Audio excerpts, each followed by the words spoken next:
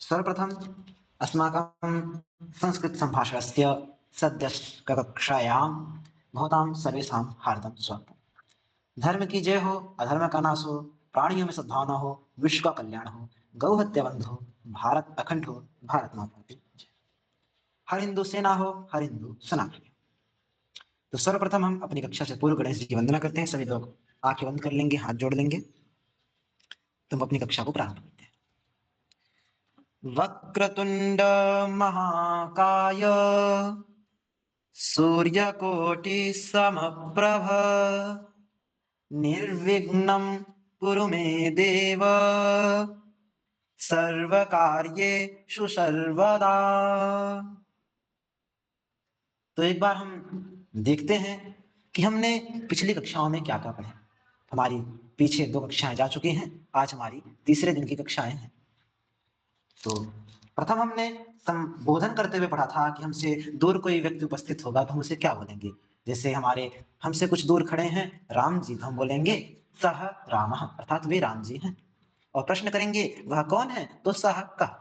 ये हमारे पुल्लिंग में था। उसी प्रकार से हमने स्त्रीलिंग में देखा था सा सीता, अर्थात हमसे दूर खड़ी है सीता, तो हम बोलेंगे सा सीता, मतलब वो सीता है।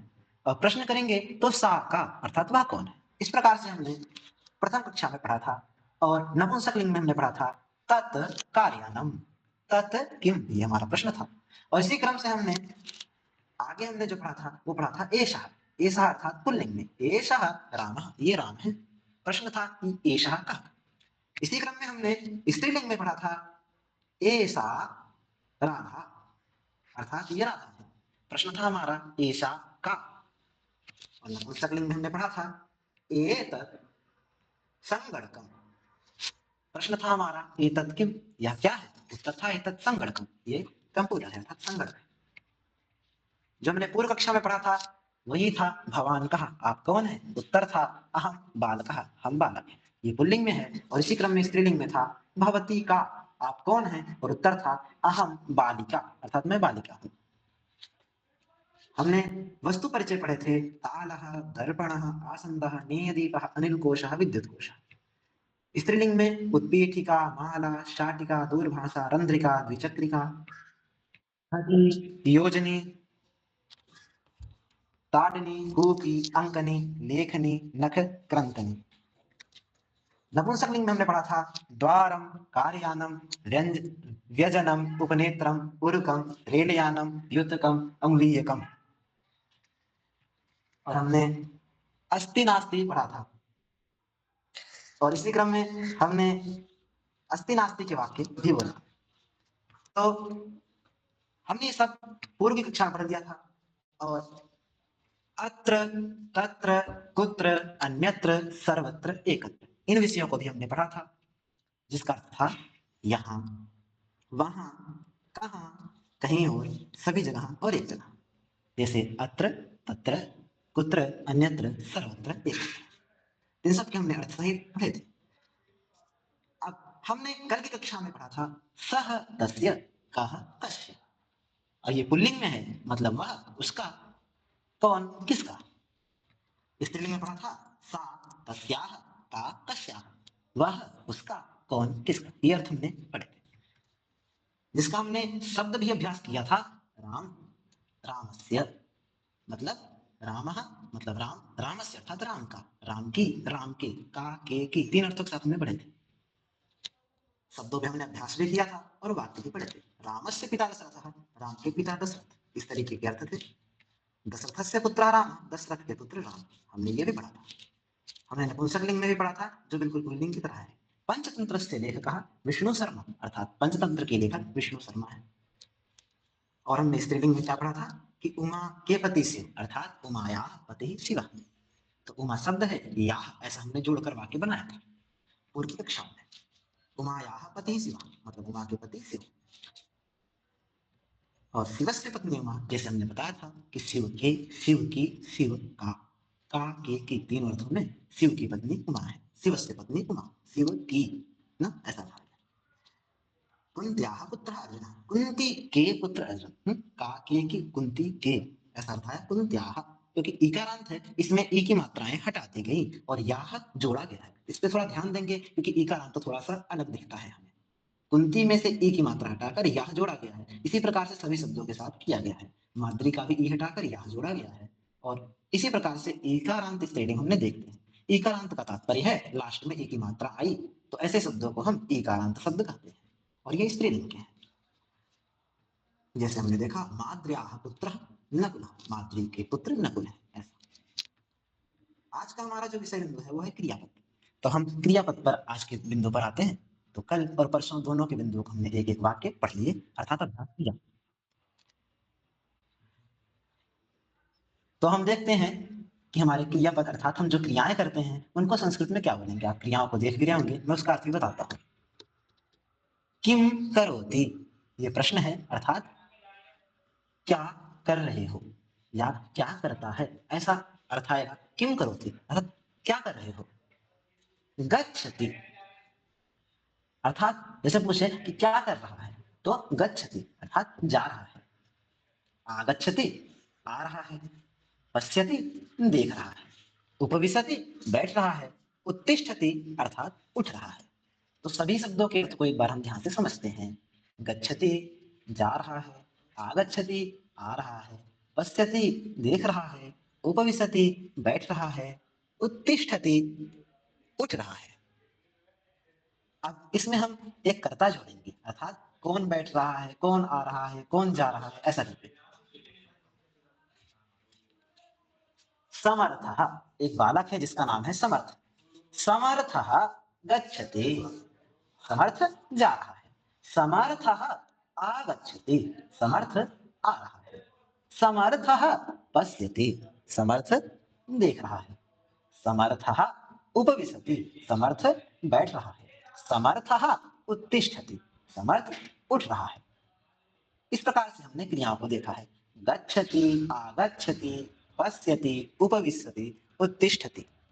इस प्रकार से हमने क्रियाओं को देखा। इसमें हमने कर्ता समर्थ ऐसा लगाया। इसकी जगह हम लगा सकते हैं रामः, श्यामः, रमेशः, सुरेशः।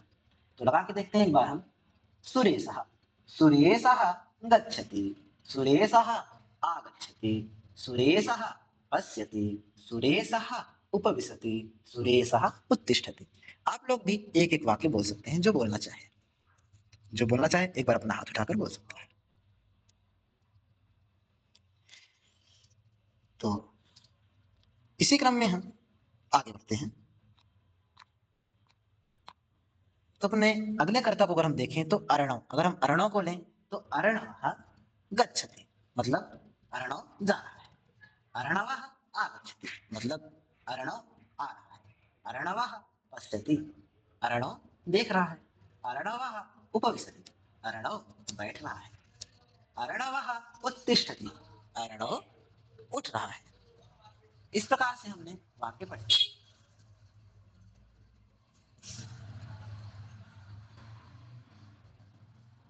और क्रियाओं का प्रयोग सीधा सीधा एक कर्ता लगाकर क्रियाओं का प्रयोग कर सकते हैं।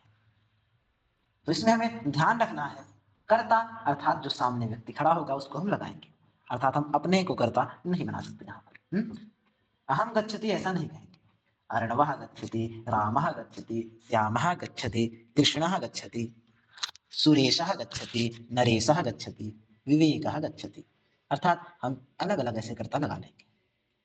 विवेकः आगच्छति, विवेकः पश्यति, विवेकः उपविशति, विवेकः उत्तिष्ठति। ऐसे अलग अलग कर्ता लगा के हम प्रत्येक क्रियाओं में उनका प्रयोग करेंगे। अब क्रियापद को थोड़ा उठा के देखते हैं। किम करोति अर्थात क्या कर रहा है। पठति मतलब पढ़ रहा है। लिखति अर्थात लिख रहा है। खादति मतलब खा रहा है। पीबति मतलब पी रहा है। अर्णवः पठति, अर्णव पढ़ रहा है। अर्णवः लिखति, अर्णव लिख रहा है। अर्णवः खादति, अर्णव खा रहा है। अर्णवः पीबति, अर्णव पी रहा है। जैसे आप देख रहे होंगे इसमें एक क्रियापद कुछ विशेष तरीके से लगाया है। जैसे योगासनम करोति, तो योगासन कर रहा है। ये थोड़ा विशेष वाक्य इन्होंने बना दिया, लेकिन हम सामान्य वाक्य ही पढ़ेंगे भी। जैसे अर्णवः पठति, अर्णवः लिखति, अर्णवः खादति, अर्णवः पिबति। हम ऐसा लगा सकते हैं इसमें कर्ता बदलकर दिनेशः पठति, मतलब दिनेश पढ़ रहा है। दिनेशः लिखति, दिनेश लिख रहा है। दिनेशः खादति, दिनेश खा रहा है। दिनेशः पिबति, मतलब दिनेश पी रहा है। अपनी तरीके से हम अलग अलग वाक्यों को बनाकर, जितना अधिक हम वाक्य बनाकर प्रयोग करेंगे और फिर हम इसे वास्तविक जीवन में भी प्रयोग करेंगे।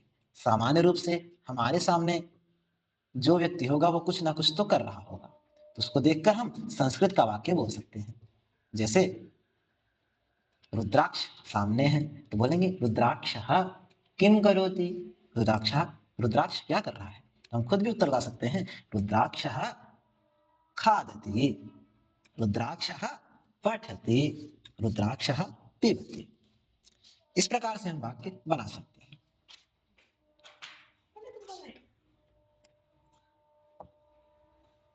अब इसमें हम क्रियापद, जैसे हमने कर्ता लगा रहे थे, इन्हीं क्रियापद में हम कर्ता स्त्रीलिंग का भी लगा सकते हैं। हम पुल्लिंग का ही नहीं, स्त्रीलिंग का कर्ता लगाने के बाद भी क्रिया का स्वरूप वैसा रहेगा, क्रिया नहीं बदलेगी। जैसे लगा दें राधा गायति, राधा गायति, राधा किम करोति, राधा गायति। प्रश्न करेंगे किम करोति, ऐसा प्रश्न कर सकते हैं कि राधा किम करोति, राधा क्या कर रही है।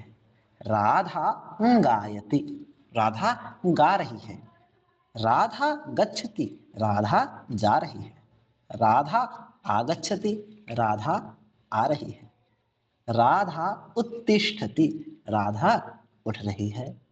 राधा खादति, राधा खा रही है।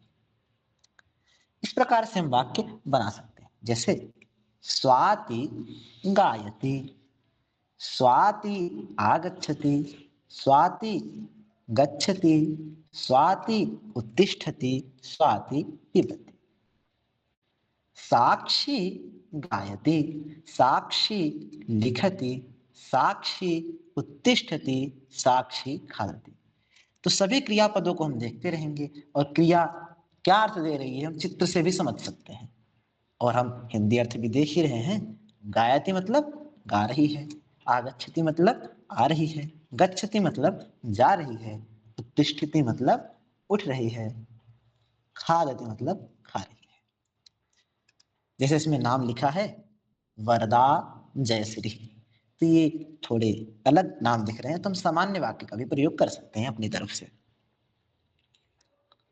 तो इन सभी क्रियापदों को हमने अच्छे से देखा। अब क्रियापदों को एक बार हम दोबारा नजर मार लेते हैं कि प्रत्येक क्रियापद क्या अर्थ देता है। अब इसमें हम कर्ता बदल कर लगाते हैं। जैसे हम यहाँ पर स्त्रीलिंग का कर्ता लगाते हैं, देखो क्या होता है। पूजा गच्छति, मतलब पूजा जा रही है। पूजा आगच्छति, मतलब पूजा आ रही है। पूजा पश्यति, मतलब पूजा देख रही है। पूजा उपविशति, मतलब पूजा बैठ रही है। पूजा उत्तिष्ठति। तो ऐसा हम वाक्य बनाएंगे, पूजा गच्छति, पूजा आगच्छति, पूजा पश्यति, पूजा उपविशति, पूजा उत्तिष्ठति। तब भी वाक्य हमारा शुद्ध है। इसी क्रम में ऐसा लगा सकते हैं अनुराधा पठति, अनुराधा लिखति, अनुराधा योगासनम करोति, अनुराधा खादति, अनुराधा पिबति। यहां पर भी वाक्य हमारा शुद्ध है और आसान शब्दों में हमने इसका अर्थ समझ लिए। पठति, लिखति, योगासनम करोति, खादति, पिबति। इनका हम सीधा सीधा प्रयोग कर सकते हैं कि ये सारी क्रियाएं सामान्य हैं जो हम करते हैं। इसी क्रम में यहां पर हम कर्ता पुरुष को भी बना सकते हैं। जैसे महेशः, महेशः गायति, महेशा महेशः गच्छति, महेशः आगच्छति, महेशः उत्तिष्ठति, महेशः खादति। प्रश्न हमारा वही रहेगा कि किम करोति, महेशः किम करोति, विवेकः किम करोति। तो प्रश्न हमारा एक जैसा रहेगा, लेकिन उत्तर आप देखेंगे कि क्रियाओं के हिसाब से बदलेगा, लेकिन कर्ता के बदलने के बाद भी क्रियाएं वैसे की वैसे ही रहेंगी। तो इन सभी क्रियाओं में हम कर्ता बदलकर वाक्य का प्रयोग कर सकते हैं और सभी लोग अपने अपने वाक्य बनाएं। अब हमारा अगला विषय बिंदु है संख्या। तो संख्या में सबसे पहला क्रम जो आता है, आप देख रहे होंगे, आपको एक बुक भी दिख रही होगी, तो वो बुक कितनी है संख्या में अगर देखना चाहें तो वो एक है। तो इसी हिसाब से हम संस्कृत में चलते हैं और बोलते हैं एकम, एकम मतलब एक, एकम। द्वे, आप देखेंगे दो बुक दिख रही है, द्वे मतलब दो। त्रीणि, त्रीणि, त्रि पे देखेंगे बड़ी मात्रा है तो त्रि, और णी पे छोटी तो छोटा से बोलेंगे, त्रीणि मतलब तीन। चत्वारि मतलब चार, चत्वारि। पंच, पंच, पंच अर्थात पांच।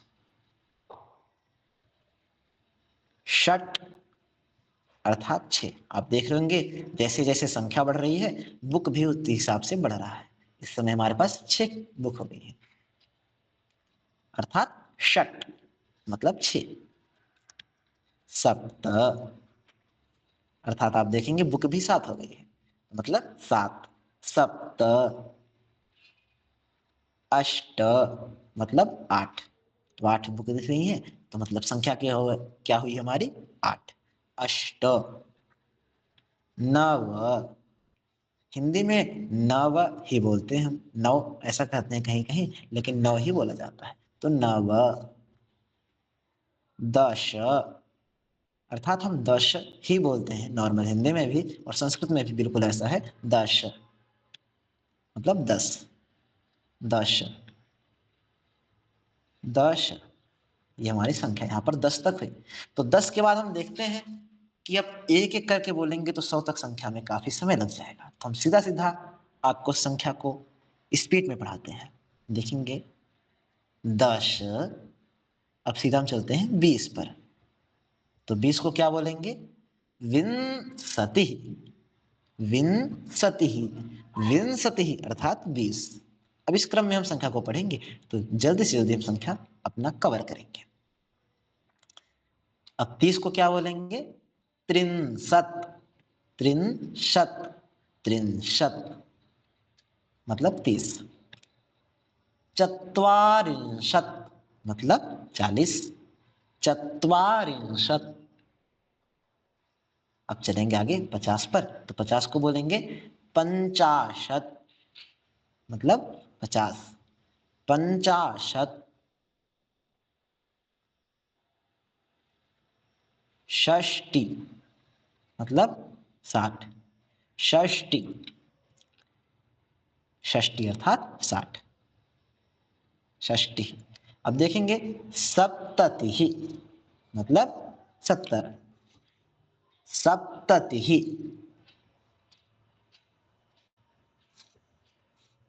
अशीति अर्थात 80, अशीति। आप सभी देख रहे होंगे संख्या, अशीति। नवति मतलब 90, नवति, नवति। इसी क्रम में आप देखेंगे अगली संख्या हमारी 100, तो हो गया शतम, शतम अर्थात 100। अब हमें वस्तुओं की गणना करके यहाँ पर अभ्यास पे चलना है।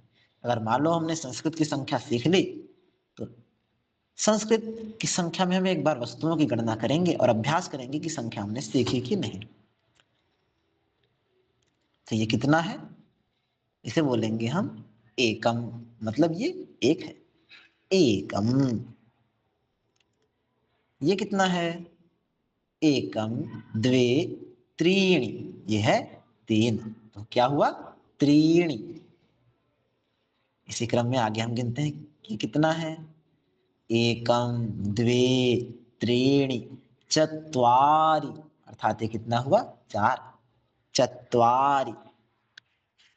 अब संख्या का अभ्यास है तो दोबारा गिनते हैं। एकम द्वे त्रीणि चत्वारि पंच षट सप्त अष्ट नव, ये कितने हुए? 9। इस तरीके से हम संख्या का अभ्यास करेंगे। तो सभी लोग अपने माइक म्यूट रखेंगे और बोलेंगे एकम द्वे त्रीणि चत्वारि पंच षट सप्त अष्ट नव। इस तरीके से हम संख्या का अभ्यास करेंगे। इसी क्रम में अब इसे गिनते हैं। ये कितना है? एकम द्वे त्रीणि चत्वारि पंच, पंच अर्थात ये 5 है। अब इसको गिनते हैं। ये कितना है? एकम द्वे त्रीणि चत्वारि पंच षट सप्त अष्ट, ये है 8, मतलब 8। इस तरीके से हम संख्या का अभ्यास करेंगे। अब एक बार इसे गिनते हैं। एकम द्वे त्रीणि चत्वारि, अर्थात 4। अब इसको गिनते हैं। एकम द्वे, ये कितना है? द्वे। अब एक बार इसे गिने। एकम द्वे त्रीणि चत्वारि पंच, पंच ये 5 है। अब एक बार इसकी गणना करते हैं। एकम द्वे त्रीणि चत्वारि पंच षट सप्त, कितना है ये? 7। अब एक बार इसे गिनते हैं। एकम द्वे त्रीणि चत्वारि पंच षट, कितना हुआ ये? 6, तो बोलेंगे इसे षट। अब एक बार इस संख्या को पढ़ते हैं। जिसको हिंदी आती होगी वो सीधा सीधा संख्या समझ जाएगा, लेकिन फिर भी हमें हिंदी की संख्या भी आनी चाहिए वो कैसे लिखी होती है। एक बार हम ध्यान देते हैं। अष्ट अष्ट षट शून्यम एकम चत्वारि चत्वारि पंच एकम नव। अब नीचे की संख्या सप्त षट सप्त अष्ट षट चत्वारि त्रीणि त्रीणि द्वे पंच। अब उसके नीचे की संख्या नव नव एकम शून्यम एकम चत्वारि सप्त षट षट सप्त। इसी क्रम से इसके नीचे की संख्या नव त्रीणि चत्वारि चत्वारि पंच नव चत्वारि पंच पंच अष्ट। एक बार इस संख्या को थोड़ा गति से पढ़ते हैं, मतलब शीघ्रता से। अष्ट अष्ट षट शून्यम एकम चत्वारि चत्वारि पंच एकम नव। दूसरी संख्या सप्त षट सप्त अष्ट षट चत्वारि त्रीणि त्रीणि द्वे पंच। अब इससे भी तेज पढ़ेंगे। नव नव एकम शून्यम एकम चत्वारि सप्त षट षट सप्त। उसके नीचे की संख्या नव त्रीणि चत्वारि चत्वारि पंच नव चत्वारि पंच पंच अष्ट। आप सभी इस संख्या को पढ़ने का अभ्यास करेंगे तो संख्या अपनी हिंदी की भी लिपिबद्ध तरीके से हमें स्पष्ट हो जाएगी। इसको हम अच्छे से भी पढ़ पाएंगे। इसी क्रम में अब हम आगे बढ़ते हैं। हमारा संख्या एक बार हो जाएगा तो संख्या के बाद हमारा विषय बनता है समय का। जैसा ही हमारी संख्या पूर्ण होती है तो हम समय पे चलते हैं कि हमारा समय क्या होना चाहिए। तो समय, अब हमारा विषय बिंदु है समय। कि संस्कृत में समय कैसे देखते हैं घड़ी में। तो क्या समय हो रहा है इसका पता हम कैसे लगाएंगे संस्कृत में, तो देखते हैं। प्रश्न बनता है कः समयः। प्रश्न क्या है, कः समयः। अब मान लो कि 5 बज रहा हो तो क्या बोलेंगे हम, तो पंच तो हम जानते हैं, संख्या हम बोलते हैं, लेकिन समय को बोलेंगे हम वादनम। कितना बज रहा, कितना कहा समय अर्थात क्या बज रहा है, कितना समय हो रहा है, तो समय हो रहा है पंचवादनम, मतलब 5 बज रहे हैं। तो क्या बोलेंगे हम उसको, पंचवादनम। पंचवादनम कहा समय यह पंचवादनम। अब दूसरी घड़ी देखेंगे, घड़ी देखेंगे 8:15, मतलब छोटी सुई 8 पर, मतलब बड़ी सुई 3 पर। तो क्या समय हुआ, 8:15। तो संस्कृत में क्या बोलेंगे, सपाद अष्टवादनम। कहा समय यह सपाद अष्टवादनम, मतलब 8:15। इसी प्रकार से हम सभी संख्याओं पे इसको चला सकते हैं। सपाद अष्टवादनम मतलब 8:15। अब इसको हम 6:15 बोले तो क्या बोलेंगे, वही सपाद षड्वादनम। अब 7:15 बोलेंगे तो सपाद सप्तवादनम, मतलब संख्या हमारी बदलती जाएगी और अंक बिल्कुल वही रहेंगे।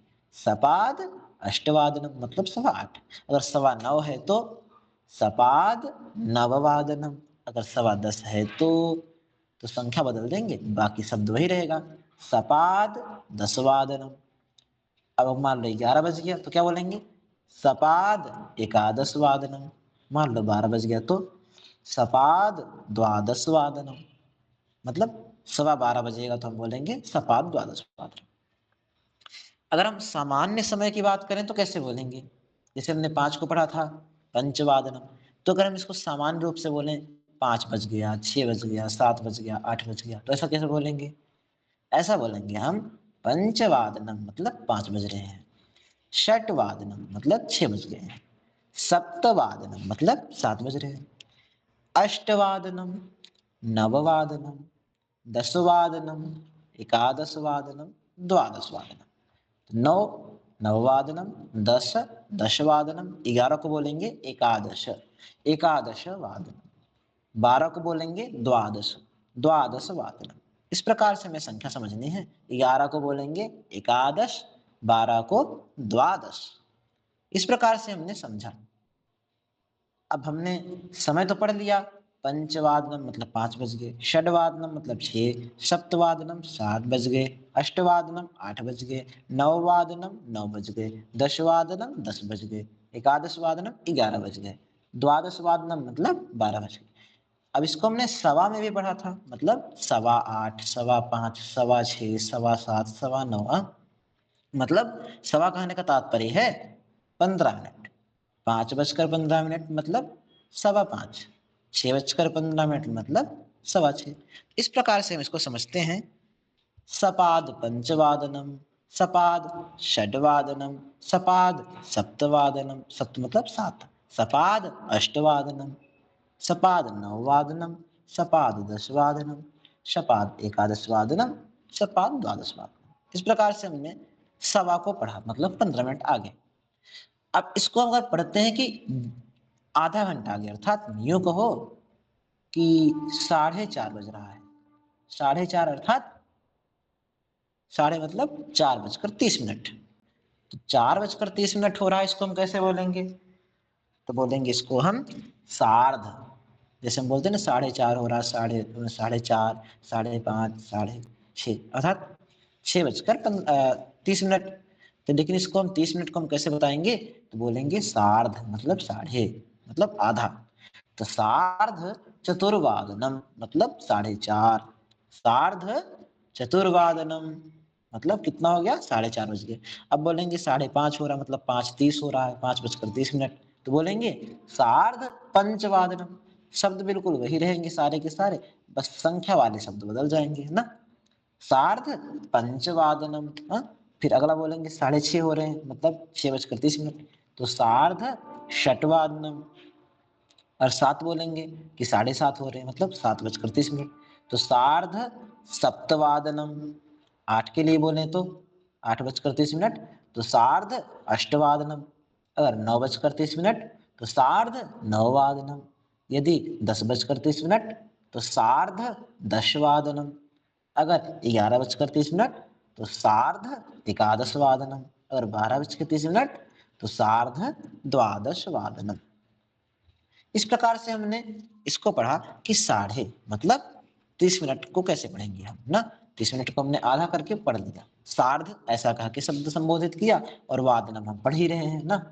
तो सार्ध चतुर्वादनम, सार्ध पंचवादनम, सार्ध षड्वादनम, सार्ध सप्तवादनम, सार्ध अष्टवादनम, सार्ध नववादनम, सार्ध दशवादनम, सार्ध एकादशवादनम, सार्ध द्वादशवादनम।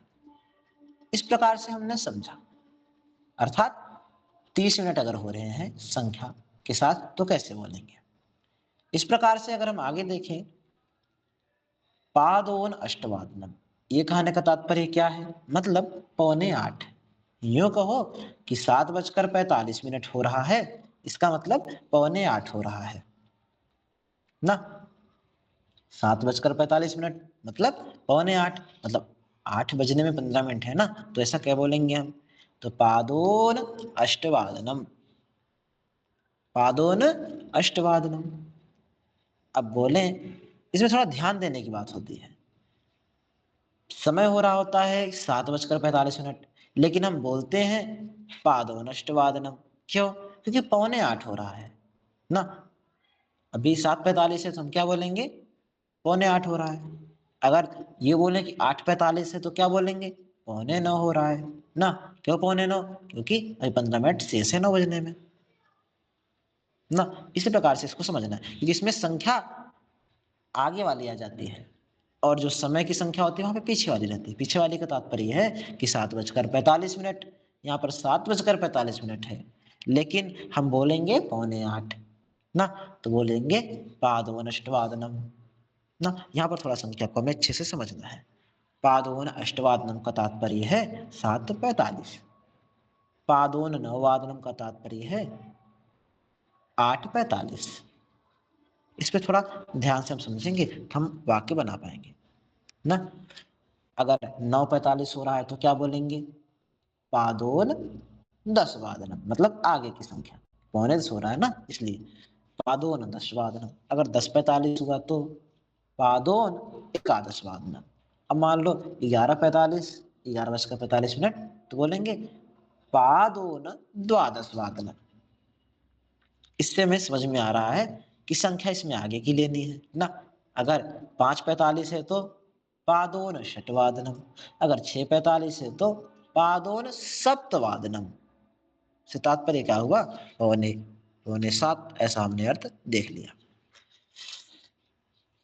इसी प्रकार से हम इसको अच्छे से समझते हैं।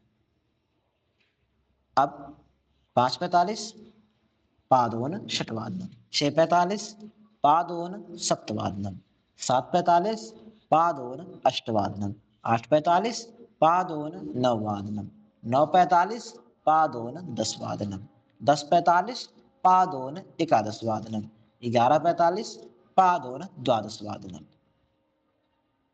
इस प्रकार से हमने समय को समझा। किसी का प्रश्न हो तो बीच में बोल सकते हैं ना। अब इसको हमें सारे समय एक साथ हम देखने को मिलेंगे। जैसे मैंने अभी दिखाया था तो उसमें आपको दिख नहीं रहा था, लेकिन यहाँ आपको देखने को मिलेगा कि 5:00 अर्थात पंचवादनम।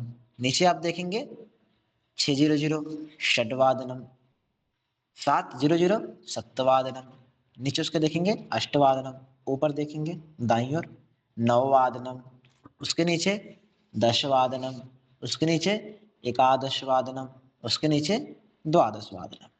यहाँ पे आपको स्पष्ट तरीके से समय देखने को मिल रहा है। मतलब तात्पर्य है कि संख्या के बाद वादनम ऐसा शब्द लगाते ही हमारा समय बन जाता है। मतलब 5 बज रहा है, मतलब पंचवादनम, षड्वादनम, सप्तवादनम, अष्टवादनम, नववादनम, दशवादनम, एकादशवादनम, द्वादशवादनम। इस प्रकार से हमने ऊपर भी अभ्यास किया था, यहाँ पर हमें अच्छे से दिख रहा है और अभ्यास हमारा अच्छे से हो रहा है। अब इसको हमने अच्छे से समझ लिया है। ना। अब इसी क्रम में हम आगे बढ़ते हैं। इसको हमने सवा को भी समझा था, अब इसको एक बार दोबारा से और अच्छे से समझते हैं। 5 15 मतलब सपाद, मैंने बोला था ना 15 के लिए हम लगा देंगे सपाद। तो सपाद लगाते ही जो हमने ऊपर की संख्या बोली थी, जैसे हमने वाक्य बोला था वैसा ही वाक्य बोलना। सपाद लगाएंगे और बोलेंगे सपाद पंचवादनम मतलब 5:15 ना। सवा के लिए हमने लगा दिया सपाद। इस प्रकार से हम देखते हैं। अब 6:15 हो रहा है तो क्या बोलेंगे, सपाद षड्वादनम। 7:15 सपाद सप्तवादनम। अब उसके नीचे देखते हैं 11:15 सपाद एकादश वादनम। अब 8:15 हो रहा है मतलब 8:15 तो सपाद अष्टवादनम। 9:15 मतलब सपाद नववादनम। 10:15 सपाद दशवादनम। 12:15 तो सपाद द्वादशवादनम। यहाँ पर अच्छे से समय में लिखा हुआ दिख रहा है और अच्छे से इसको हम पढ़ पा रहे हैं। तात्पर्य हमारा पूरा स्पष्ट तरीके से साफ है कि 5:15 6:15 7:15 8:15 9:15 10:15 11:15 12:15 इन सभी को हम सपाद लगाकर समय को हम बोल देंगे। मतलब पंचवादनम षड्वादनम सप्तवादनम एकादशवादनम अष्टवादनम नववादनम दशवादनम द्वादशवादनम, इन सभी हमने लगा दिया सपाद। और सपाद लगाते ही सवा ऐसा अर्थ हमें प्राप्त हो गया। इसको हमने पूर्व में भी अभ्यास किया, अभी अभ्यास कर लिया है ना। अब इसको थोड़ा सा आगे बढ़ाते हैं। तो हमने 30 की बात की थी अर्थात आधा घंटा। 5:30 अगर ऐसा हुआ तो कैसे करेंगे हम, तो हम इसको बोलेंगे सार्ध पंचवादन। तो सार्ध अर्थात साढ़े, मतलब साढ़े कहने का तात्पर्य है कि 5:30। 5:30 से तात्पर्य हम अच्छे से समझते हैं। सार्ध पंचवादनम। 6:30 सार्ध षड्वादनम। 7:30 सार्ध सप्तवादनम। 8:30 सार्ध अष्टवादनम। 9:30 सार्ध नववादनम। अगर 10:30 सार्ध दशवादनम। 11:30 सार्ध एकादश वादनम। 12:30 सार्ध द्वादश वादनम। यहां पर हमने अच्छे से समझा। क्या समझा, समय किस प्रकार का समय। पहले तो हमने देखा पंचवादनम मतलब 5 बज रहे हैं। फिर हमने देखा सपाद पंचवादनम मतलब 5:15 हो रहा है 5:15। अब हमने देखा सार्ध पंचवादनम मतलब 5:30 मतलब 5:30।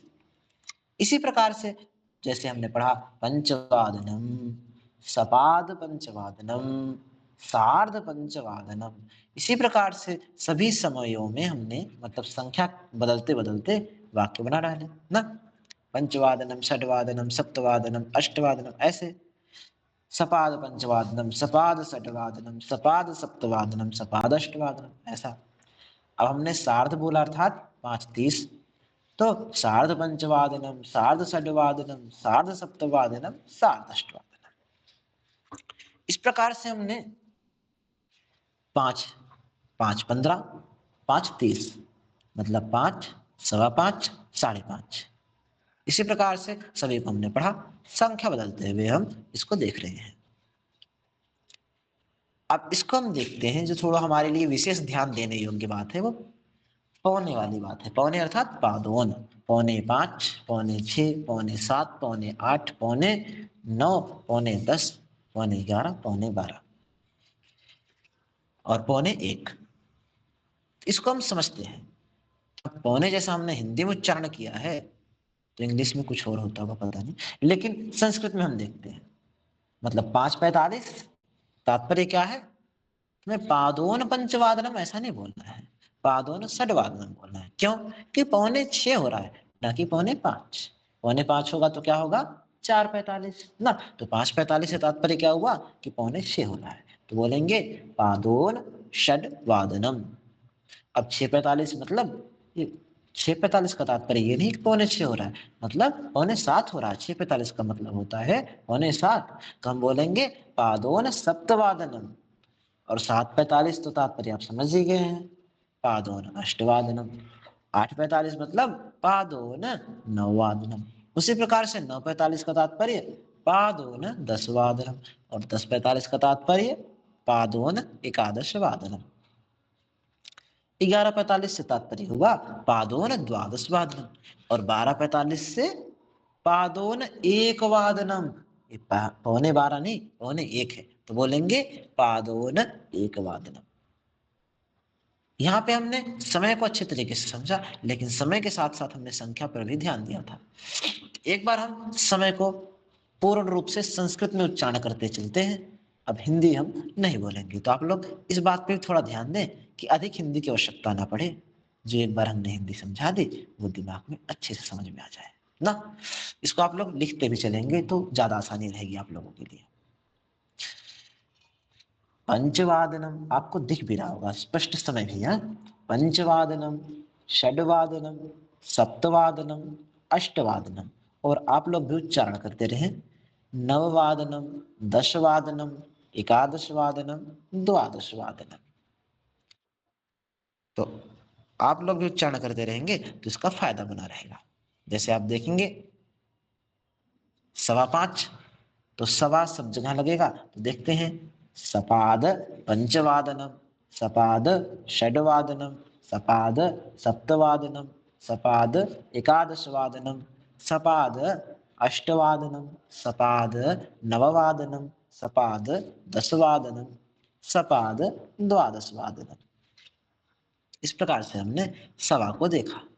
अब 5:30 को देखते हैं, अर्थात 5:30, 6:30, 7:30 सभी में साढ़े देखेंगे, अर्थात 30, 5:30, 6:30, 7:30, 8:30 ऐसा करके ना।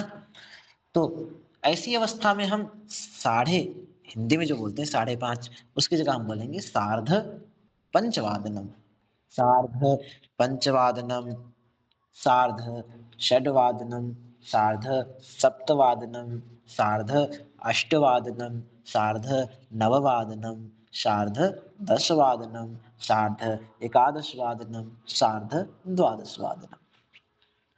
इसी प्रकार से हम देखते हैं, इस पे थोड़ा विशेष ध्यान रखेंगे क्योंकि इसमें गलती हो जाती है आमतौर पे, तो गलती ना हो इस विषय पे थोड़ा ध्यान रहे कि पादोन षड्वादनम, तात्पर्य यही है कि 5:45, ऐसा नहीं कि 6:45। पादोन षड्वादनम मतलब 5:45, इस पे आप लोग थोड़ा फोकस रखेंगे, ध्यान।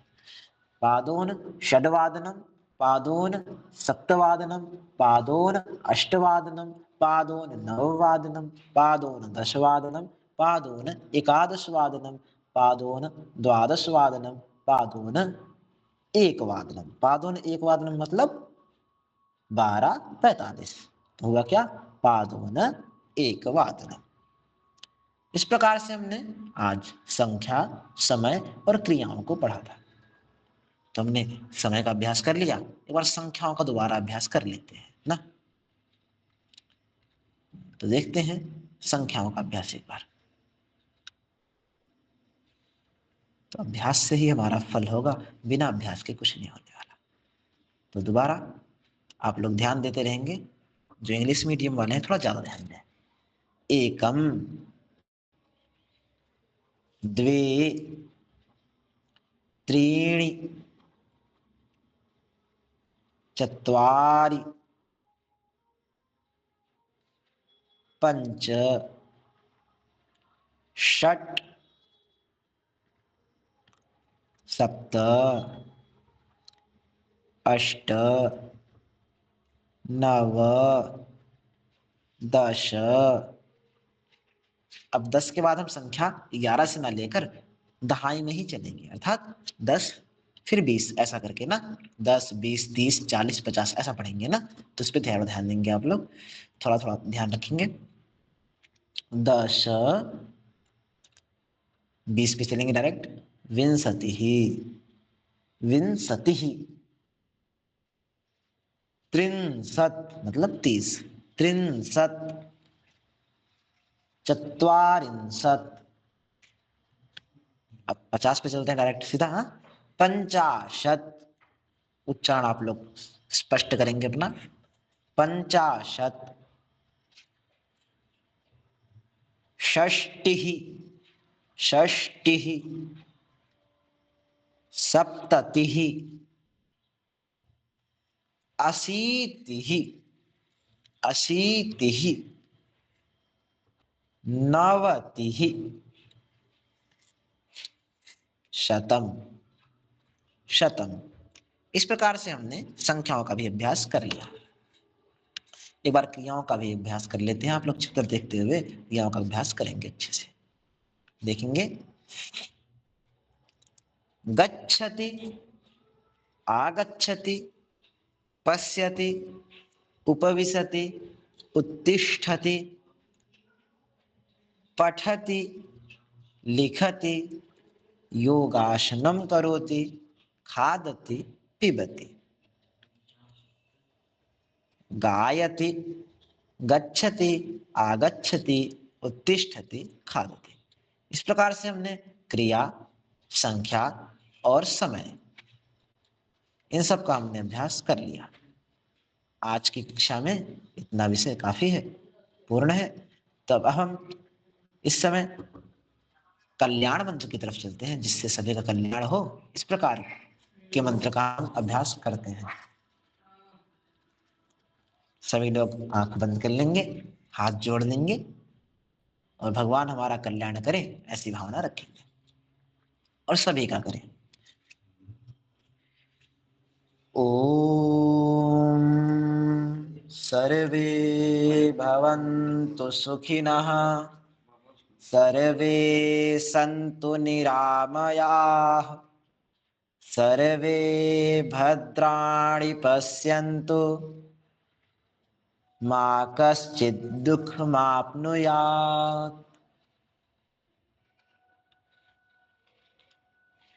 धर्म की जय हो, अधर्म का नाश हो, प्राणियों में सद्भावना हो, विश्व का कल्याण हो, गौ हत्या बंद हो, भारत अखंड हो, भारत माता की जय। हर हिंदू सेना हो, हर हिंदू सनातनी हो। तो आज की कक्षा से किसी का कोई प्रश्न है तो आप लोग प्रश्न कर सकते हैं, फिर आप लोगों का हम समाधान करेंगे।